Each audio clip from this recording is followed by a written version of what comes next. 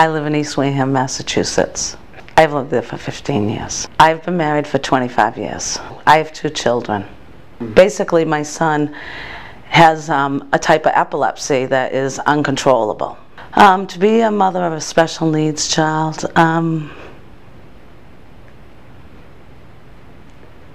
it was the week before his first birthday. And he had a grand mal seizure, and we put him on medication. And within, I'd say, that was in November, a month later he had another grand mal seizure. And from there, you know, we started that journey.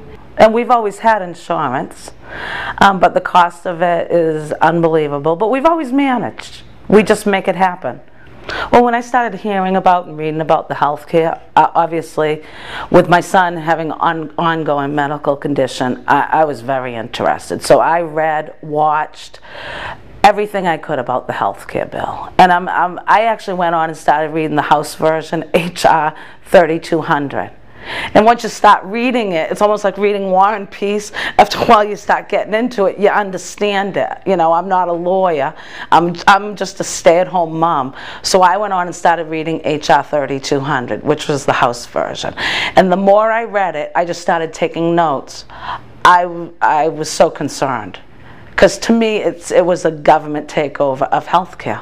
What really jumped out at me when I started reading it was there was a section, I think it was 1101, and it actually said, it was saying that the secretary of the HHS, if I'm getting that correct, the secretary shall determine what qualifying insurance is. You're going to put this into law, and later a secretary will determine what is, it said, shall determine what is qualifying insurance.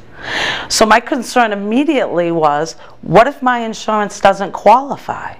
The other thing was that it was mandating that you had to have insurance through the Internal Revenue Code in 1986. So if you didn't have insurance, it was saying you would get a fine. It was a mandate that you had to have insurance. So my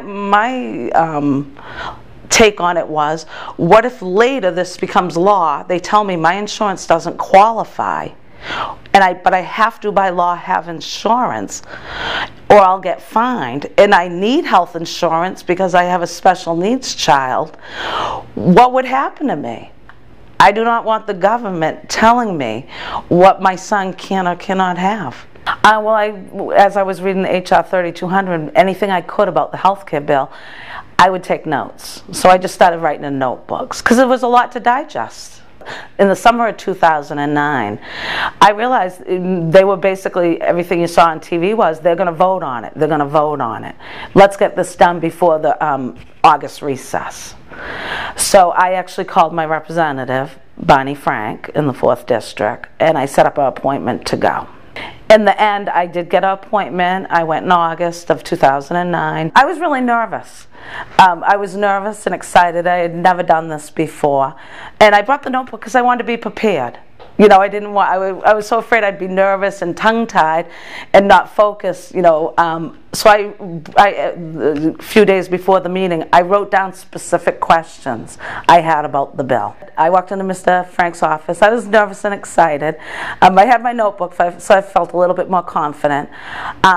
He stood up and we shook hands, and I said, basically, I'm here to talk about the health care bills that are being proposed right now. I have great concerns. I opened my notebook up and I started reading my notes and asking questions. I would say about 5 minutes into it, I think Mr. Frank determined that I wasn't gung-ho for this health care bill and that I had concerns. As the more I started to try to ask questions, I felt like he got more abrupt with me.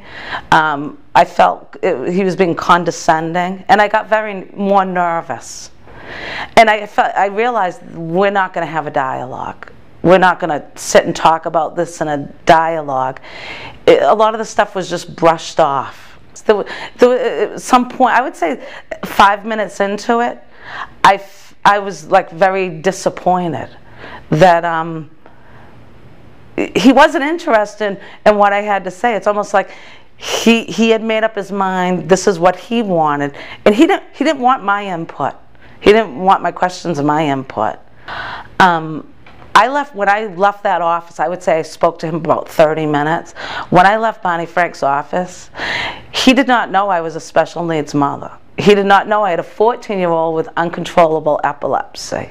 I think if it was me, I would have said, you know, Diana, why are you here? What is there? Is this, how personal is this? Do you have an ongoing medical condition? Why are you here? You know, you drove all the way from the Cape to come to Newton to talk about a health care bill that isn't even a law yet. What is your concern? That question was not asked.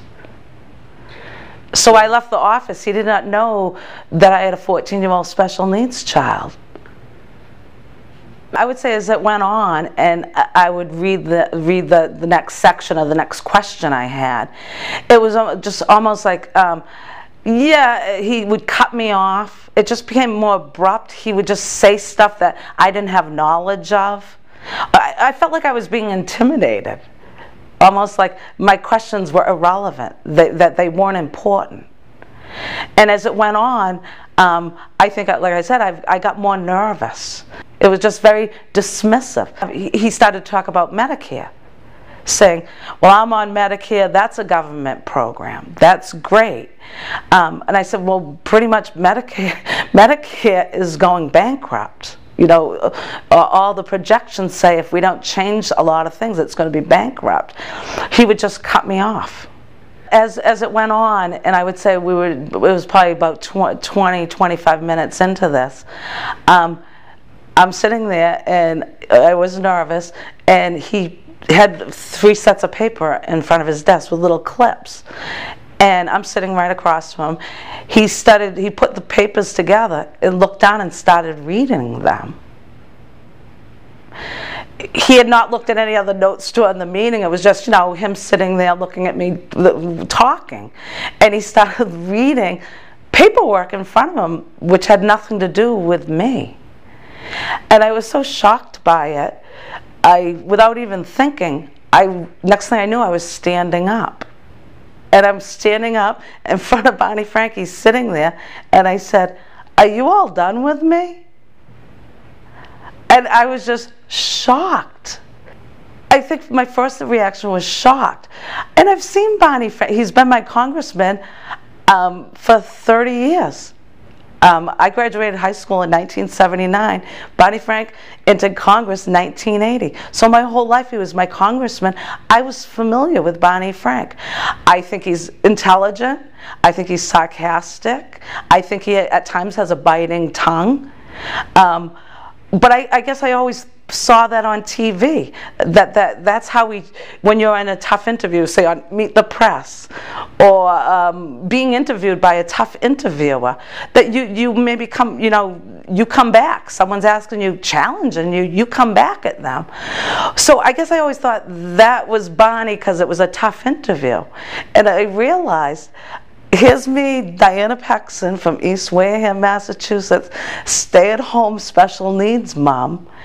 He was treating me like I was like to a degree, the adversary. I stood up and I said, are you all, just without thinking, I said, are you all done with me? And he looked up, because now I'm standing up, he looked up at me and he pointed to my notebook on the desk that was open. And he goes, well, you've been reading that the whole time. And I said, these are my notes about the meeting. I go, I was very nervous coming here. I wanted to be prepared. I didn't want to waste your time or my time. You know, I wanted to be very prepared. I go, I don't do this for a living. I'm not used to doing this. So that's why I'm reading out of a notebook. He just stared at me. And he goes, do you have other questions?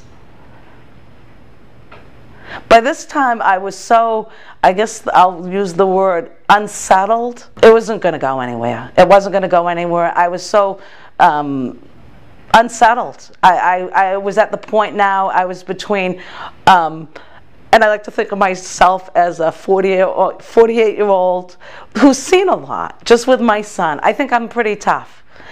And I'm sitting in Bonnie Frank's office, and I'm torn between tears and anger. I was upset. And I felt it was no longer going to be productive. And it seemed like he was, when I think he realized I was upset, he's like, well, what else, do you have? And I said, well, I feel the government spending is out of control. But at that point, I had lost my composure. I guess that's the word. I had lost my composure. It was not going to be productive anymore.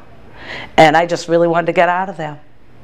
And I left, and it was in his Newton office, and this little parking garage. I got to the parking garage, I got in my car, and I just sat there. And I was really upset. I had felt like, this is the guy that represents me. This is the guy that represents my whole family. This is a guy who has the power to say that I have to have the government will determine my son's health care. So I felt angry, upset, a little humiliated, a little naive. I was naive. At the age of 48, I was naive that a constituent, would go into his office and I would just be treated with a little respect and a little dignity. And I wasn't. So I guess the end, it was disappointing.